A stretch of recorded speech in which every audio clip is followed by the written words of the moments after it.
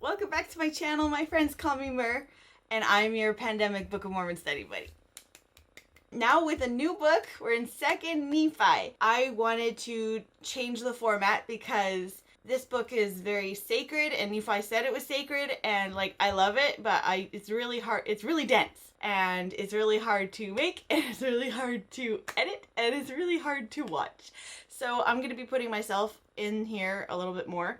I'm going to add a disclaimer that I am not being paid by the church. I am a member of the church, and I have grown up in the church. I've gone to seminary, and that's pretty much it. I'm sharing what basic knowledge I have, and I love this book. I might not be the smartest person or the most well-spoken, but I have a desire.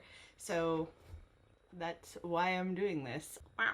Chapter 1. Okay, so remember in 1st Nephi chapter 17 with the ship and how crappy Laman and Lemuel were towards Nephi, and remember how Sariah and Lehi, they were on their deathbeds because of how stricken with grief they were and how they were almost gonna die? Well, turns out Lehi was legit. And so the next few chapters is Lehi on his deathbed, and he's talking about what is most important to him.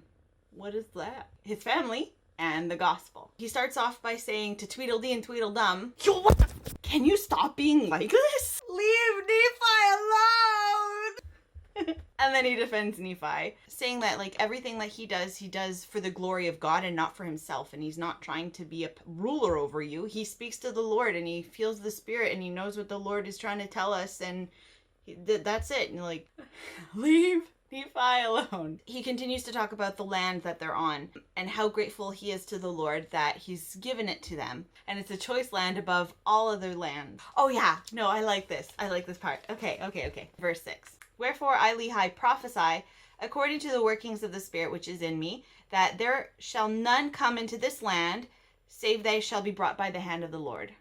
And I really love that because, I don't know, I really like the thought that I'm allowed here in my country because I'm a Gentile. So God is pro-immigration to the Americas, and I love that. It's great. Yay. Okay, moving on. Lehi continues to talk about his seed and what's going to happen to them if they don't essentially hold on to the iron rod. And I don't want to keep repeating myself because it's really annoying and I feel like I'm wasting your time. So if you want to read it, be my guest. You can get it here, Gospel Library, on your phone. It's for free. Just download the Book of Mormon. You can follow along or with me, or you could just read it yourself, like whatever. But the other thing I loved was Lehi's love for his sons. Even Laman and Lemuel, who have caused him lots of suffering and great anxiety, and a lot of suffering to Nephi and Jacob, his firstborn in the wilderness, because he just wants what's best for them, all of them. He urges with all the tenderness of any parent would to just like smarten up, like come on, please just listen, hearken. And hearken means to listen and obey.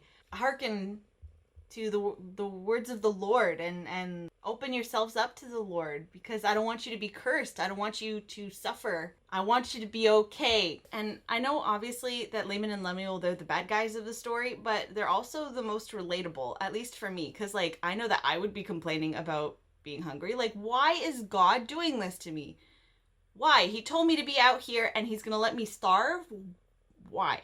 And if I didn't have any experience building a ship, I'd be like, hey, I did that. That's awesome. You know, they should have been grateful to the Lord and respect, and had enough respect to not think it was all them and like, oh, we're so smart, you know, like it was through the direction of the Lord. They had no experience.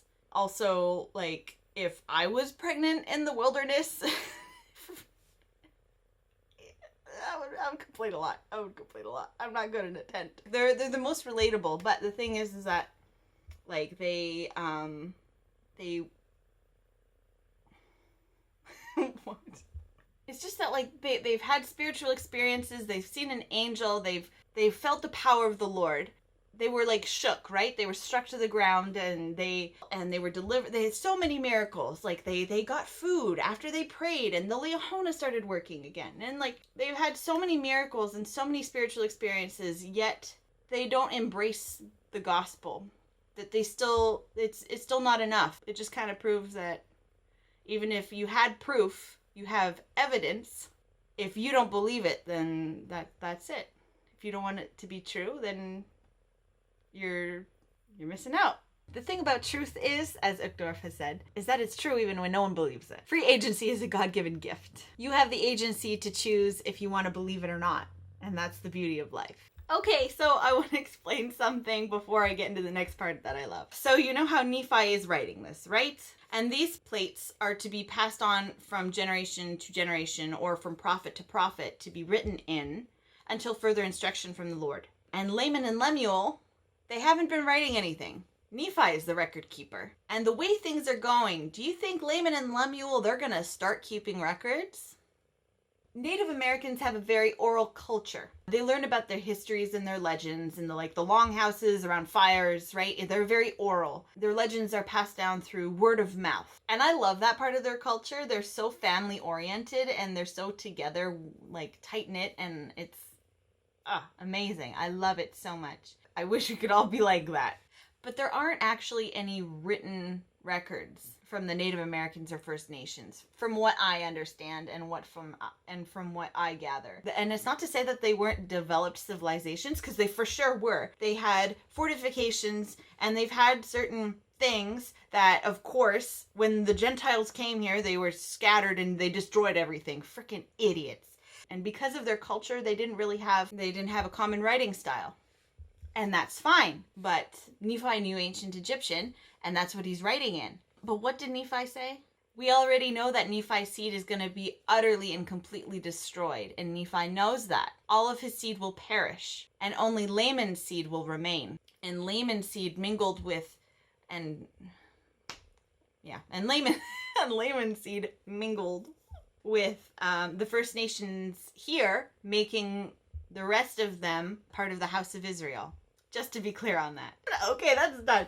What I love about verse 10. But behold, when the time cometh that they shall dwindle in unbelief, after they have received so great blessings from the hand of the Lord, having a knowledge of the creation of the earth, all men, knowing the great and marvelous works of the Lord from the creation of the world, having power given to them to do all things by faith, having all the commandments from the beginning, and having been brought by his infinite goodness into his precious land of promise, behold, I say, if the day shall come that they will reject the Holy One of Israel, the true Messiah, their Redeemer and their God, behold, the judgments of him that is just shall rest upon them. I love that it says, behold, the judgments of him that is just shall rest upon him. Because, is it the house of Israel's fault, right now? Is it their fault that they don't believe that Jesus is the Messiah or the great peacemaker? No, it's not their fault, because somewhere along the line, it wasn't passed down to them. Maybe they knew, or they could have recognized that Jesus is the Messiah, but it wasn't passed down to them. So they don't have that knowledge and they don't have those core beliefs, and it's not their fault. If they were to come in contact or have an opportunity to know and they reject it, then but I just love it because it's not their fault, And the Lord keeps that into consideration because he is just.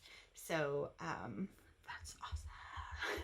And then the rest of the book, he not only talks about the land, which I'm so glad I'm skipping because I'm so bored of it. He just talks to his sons and says, hey, yo, you gotta shape up. You gotta shape up, boop, doop, doo, cause you kinda suck, doop, doo, loo, loo. Just kidding. End scene. Thanks so much for watching. Don't forget to like and subscribe. Oh, you're still here? It's over. Go home. Just kidding, you're home. We're in lockdown. Okay, bye.